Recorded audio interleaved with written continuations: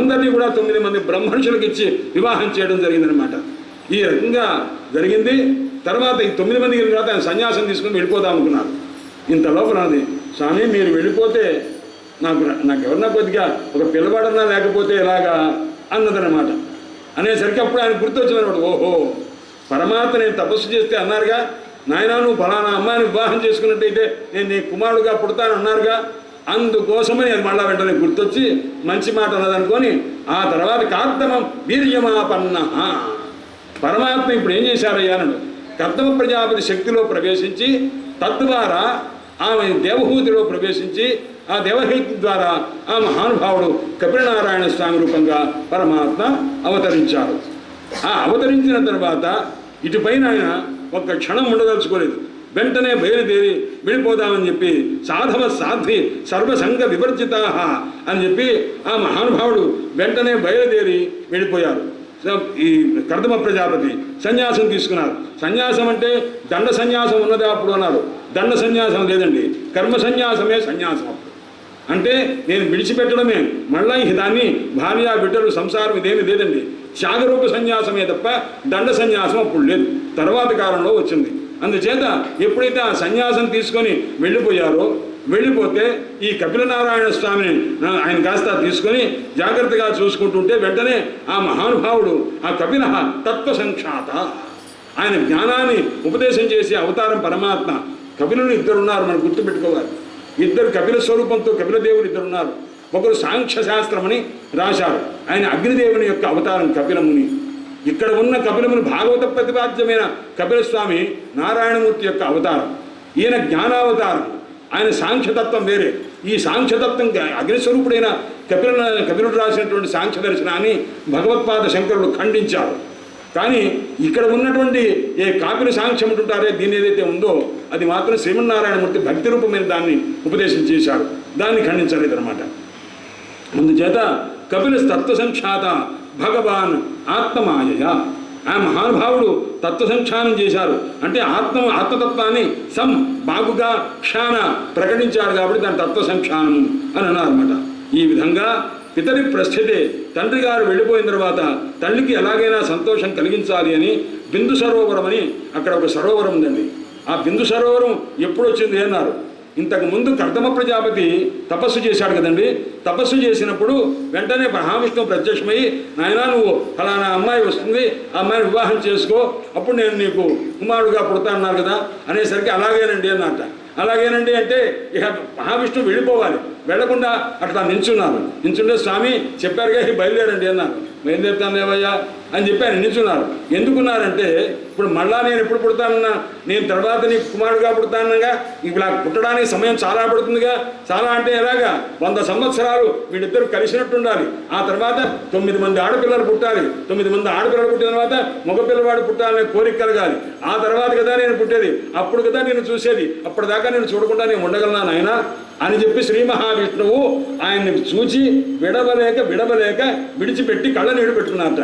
కళ్ళనీడు పెట్టుకుంటే ఆ కన్నీటి బిందువులు ఎక్కడ పడ్డదో అక్కడ సరస్వతీ నదీ తీరం దగ్గర పడితే అది కాస్త బిందు సరోవరము అని అయిందనమాట. అందువల్ల ఆ బిందు సరోవరం దగ్గర ఆ తల్లిగారిని కూర్చోబెట్టి శ్రీమన్నారాయణమూర్తి యొక్క జ్ఞానావతారమైన కపిల రూపంతో మహానుభావుడు తల్లికి ఉపదేశం చేస్తున్నారు. ఇంతకు ముందు గురువులు శిష్యులు అయింది కదా, ఇప్పుడు ఎవరయ్యా గురువు గారు ఉన్నారు, కుమారుడు గురువు, శిష్యురాలు ఎవరు, తల్లిగారు శిష్యురాలు. ఇప్పుడు చెప్తున్నారన్నమాట. అందుకోసం ఒక్కొక్క ఆ విన్యాసం భాగవతంలో చెప్పినటువంటి ఆ స్వరూప కథను తెలుసుకోవడం అన్నమాట. ఇప్పుడు ఆ మహాతల్లికి చెప్తున్నాడు. సో మాతో ఆమె ఏమడిగిందంటే, నాయన నిర్పిణ, నాయన చాలా నాకు వైరాగ్యం కలిగింది నాయన, ఎందుకంటే ఈ అసదింద్రియ దర్శనాత్, ఈ ఇంద్రియములు మహా చెడ్డవి నాయన, దీన్ని సంతోషపెట్టడంతో నేను చాలా పాడైపోయాను నాయన అన్నది. నిర్విణ నితరాం బ్రహ్మన్ అసదింద్రియ దర్శనాత్, అయోగ్యమైన ఇంద్రియాన్ని సంతోషపెట్టడం కోసం నేను చాలా కష్టపడిపోయాను. కాబట్టి నాయన ఇది నాకు బాగాలేదు. ఏ రకంగా ఏం చేస్తే నేను కృతార్థురాలను అవుతాను, జ్ఞాన సంపత్తి కలిగిన దాని అవుతాను, నాకు ఆ విషయం చెప్పి నన్ను అనుగ్రహించవలసింది నాయన.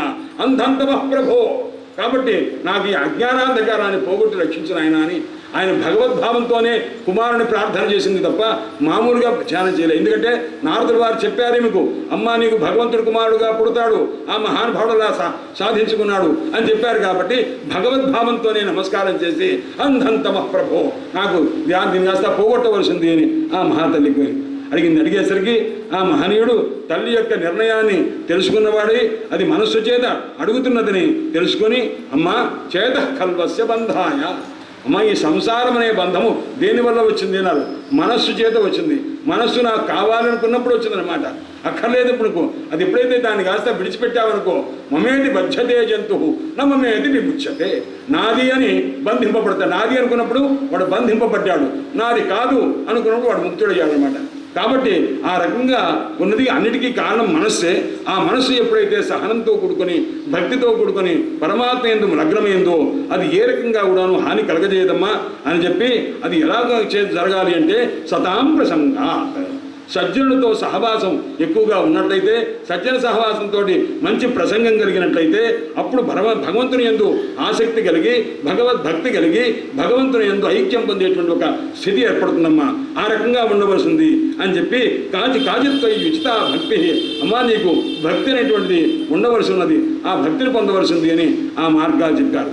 చెప్పేసరికి ఆ తల్లి అడిగింది, నాయన ఈ భక్తి అనేది ఎన్ని రకాలుగా ఉంటుందో దాన్ని చెప్పవలసింది అన్నారు. అంటే తల్లి ఆ భక్తి 3 రకములుగా ఉంటుంది. అది సాత్విక భక్తి, రాజస భక్తి, తామస భక్తి అని ఉంటుంది. ఆ రాజస భక్తి తామస భక్తుల కంటే కూడాను గొప్పదేదయ్యా అన్నారు. దివ్యమైనటువంటి సాత్వికమైన భక్తి ఫలాన్ని అపేక్షించకుండా భగవంతుడిని ఉద్దేశించి ఏ దివ్యమైనటువంటి ఏ ధ్యానం చేస్తారో అది సాత్వికమైన భక్తి కింద వస్తుందని ఆయన అన్నారు. రామచంద్ర డోంగ్రే మహారాజ్ అని మహానుభావుడు బరోడా మహారాజ్ అంటుండేవారు. ఆయన భాగవతం చెప్పడంలో మహాదిట్ట. ఆయన రాశారు, తులసీదాసు దగ్గరికి ఒక వృద్ధురాలు వచ్చింది, బాగా సంపన్నురాలు. అయితే నయా పైసా ఎవరికి పెట్టడం ఇష్టం లేదు, డబ్బు బాగా పెరుగుతుంటే చాలా బాగా ఉంటుందని ఆమె ఉద్దేశం. అయితే భక్తి ఉన్నది. ఆయన వచ్చి, స్వామి నాకు ఏదైనా సులభంగా భగవద్ అనుగ్రహం కలిగేట్టుగా ఏదైనా ఒక మంత్రం చెప్పండి అని అంటే, ఏదైనా కొద్దిగా ఆరాధన అవన్నీ చేయగలవా అన్నారు. డబ్బు ఖర్చు పెట్టడం కట్టమండి, అది కుదరదండి అన్నది. అట్లయితే ఏం చేస్తా ఉన్నారు, మీరు ఏదైనా చెప్పండి, మనస్సుతో ఏదైనా చేయమంటే ధ్యానం చేస్తానండి అన్నారు. ఓహో మనస్సుతో ధ్యానం చేసేంత ఏకాగ్రత ఉంది అన్నారు. శుభ్రంగా ఉందండి, జాగ్రత్తగా చేస్తానండి అన్నారు. నీకు ఏ దేవుడు అంటే ఇష్టమో అన్నారు. రాధాకృష్ణుడు మీరు చెప్పంటావా అన్నారు. వద్దండి, ఇద్దరికి నైవేద్యం పెట్టాలి, వద్దు. అందుకోసమే ఏమంటామంట, బాలకృష్ణుడు అంటే ఇష్టమండి, ఎక్కువ తిండు ఆయన, ఆయనకి ఎక్కువ పెట్టక్కర్లేదు. అందుకోసం బాలకృష్ణుడు అంటే నాకు మహా ఇష్టమండి అన్నారు. ఓహో అలాగా, అట్లయితే నువ్వు ఒక పని చేయి, తెల్లవారు సావనే కృష్ణ పరమాత్మను మేలుకొల్పుతున్నట్టుగా ముందు పాడు. ఆ మేలుకొల్పిన తర్వాత ఆయన కాస్తా కొద్దిగా ఆయన లేచిన తర్వాత దంతధారణ చేసినట్టుగా కాలకృత్యాలు తెచ్చుకున్నట్టుగా భావన చెయ్యి. అది అయిన తర్వాత ఆయనకి స్నానం చేయించి పాలు కొట్టినట్టుగా భావన చెయ్యి. ఆ పాలు తాగిన తర్వాత కొద్దిసేపు ఆయన ఆడించినట్టుగా భావన చెయ్యి. ఆడుకున్న తర్వాత కొద్దిసేపు ఆయన మళ్ళా నిద్రపుచ్చిన తర్వాత మళ్ళా లేపినట్టు భావన చేయి. లేచిన తర్వాత చక్కటి అనేక రకమైన పంచభక్ష ప్రమాణాలతో ఆయనకు కావాల్సిందల్లా కూడా పెట్టినట్టు భావన చేయి. ఆయన తిన్న తర్వాత మళ్ళా కొద్దిసేపు విశ్రమించేట్టు భావన చేయి. విశ్రమించి లేచిన తర్వాత సాయంత్రం ఆడించినట్టు భావన చేయి. ఆడించిన తర్వాత మళ్ళా ఆయన కాస్త నీళ్లు పోసినట్టుగా భావన చేసిన తర్వాత మళ్ళీ ఆయనకి ఆహారం పెట్టినట్టు భావన చేయి. ఆహారం పెట్టక్కర్లా, భావన చేయి. చేసిన తర్వాత రాత్రి మళ్ళా జోలపాటు పాడు. ఆ రకంగా నిద్రపుచ్చు. ఈ రకంగా చేయి, నీకెందుకు. ఇలా చేస్తే పరమాత్మ ప్రత్యక్షం అవుతారా అన్నాడు. సులభంగా ప్రత్యక్షం అవుతారు. ఇది నువ్వు జాగ్రత్తగా చేస్తే అవుతారు పో అన్నారు. అట్లయితే చేసేస్తానండి అన్నమాట. చేయడం మొదలుపెట్టి మర్నాటి నుంచి చేయడం మొదలుపెట్టింది. చేస్తున్నది బ్రహ్మాండంగా చేస్తుంది. ఏమాత్రం లోటు లేకుండా చేస్తున్నది. చేస్తూ ఒక రోజున పొద్దున పూట కృష్ణ పరమాత్మకు పాలిస్తున్నది. ఆ పాలిచ్చేయడం పంచదార వేసింది. ఆ వేసిన భావనే ఇదంతా వేసినట్టుగా భావిస్తుంది. పొరపాటు 2 చెంచాలు వేసినట్టు అనిపించింది. వరే ఒక చెంచా వేసేదాన్ని 2 చెంచాలు వేసానే ఎక్కువైపోయింది అని ఆగిపోయిందనమాట.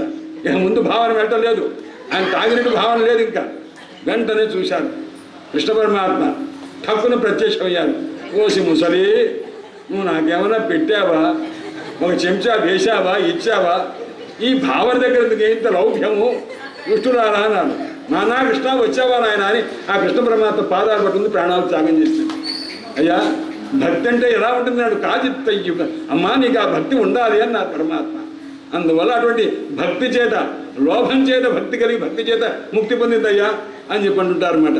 అందుచేత నాయన అమ్మ తల్లితో చెప్తున్నారు, అర్థే క్షమించమ్మ అహంక్రియావి మూఢాత్మ, అహంకారాన్ని విడిచిపెట్టవలే, భగవంతుని యందు నిరంతరమైనటువంటి కారణ ఫలాపేక్ష లేకుండా ఉండేటువంటి ఆ భక్తిని పొంది ఉండవలసింది అని ఆ విధంగా తల్లికి మహోపదేశం చేశారు. దైవాలబ్ధేన ఎలా ఉండాలి, స్వధర్మాచరణ చేస్తూ ఉండాలి. అభిధర్మం అది మనం కాని ధర్మం నుంచి ఎప్పుడు కూడా దాని ప్రవర్తించకూడదు. దైవం చేత లబ్ధమైనటువంటి దాని చేత, అంటే దైవానుగ్రహ లబ్ధమైన దాని చేతనే సంతోషం ఉండాలి. ఆత్మవేత్తలైనటువంటి పెద్దల వర్ణం ఉంటే వారిని అర్చిస్తూ ఉండాలి. గ్రామ్యమైనటువంటి కథలు కానీ, గ్రామ్యమైన విషయాలు కానీ, అయోగ్య విషయాలు వినకూడదు. మోక్షధర్మమునందు ఆసక్తి కలిగి ఉండాలి. మితమైనటువంటి ఆహారం తినాలి, పరిశుద్ధమైన ఆహారాన్ని తినాలి. ఈ విధానంగా వివిక్తంగా, అంటే జనాలు ఎంత తక్కువ మంది ఉంటారో ఆ తక్కువ ఉన్న చోట్ల మాత్రమే మనం ఉండాలి. మనస్సు చేత కానీ, వాక్కు చేత కానీ ఎవరిని కూడాను శరీరం చేత కానీ హింసించకూడదు. ఆ రకంగా ఉండాలి. సత్యంతో ప్రవర్తించాలి, దొంగతనం ఉండకూడదు. ఆ రకంగా బ్రహ్మచర్యం చేత రకంగా ఉండాలి. ఇవన్నీ కూడాను భగవంతుని పొందటానికి కారణమైనటువంటి అమ్మ. అందుచేత ఇవన్నీ కూడాను తెలుసుకొని దాన్ని అనుసరించి భక్తి యోగం అనేటువంటి దాన్ని పొందవలసింది. భక్తి యోగో బహువిధ. భక్తి యోగం అంటే ఏమిటి? భక్త్యా యోగ, భక్తిరేవ యోగ. భక్తి చేత పరమాత్మతో యోగం అంటే సంబంధం ఉంటుంది. అందువల్ల భక్తి యోగము, భక్తే యోగం అనమాట. పరమాత్మను కల్పించేది, చేసేది అదే అనమాట. అందుచేత అటువంటి దాన్ని పొందాలంటే ఎలాగయ్యా అన్నది, అది క్రియాయోగం చేత కానీ, ఆ దివ్యమైనటువంటి రీతికి ఇంతకుముందు చెప్పినటువంటి భూదేశం అద్భావనయ, సమస్తమైనటువంటి జీవుల యందు భగవద్భావన కలిగి ఉంటే దానివల్ల కృతార్థుడైపోతాడనమాట. అలా కృతార్థుడవడం ఎలాగా అన్నారు. అయ్యా ఒక్కొక్కడికి ఒక్కొక్క రీతి ఉంటుందని మా మహనీయులు ఉంటారు. భక్తుల గురించి కొన్ని కథలు చదువుతుంటే మనకు తెలుస్తుంటాయి అన్నమాట. అందుచేత అలాగా ఒక మహానుభావుడు ఆయన పక్కన రొట్టె పెట్టుకొని కాలక్షేపం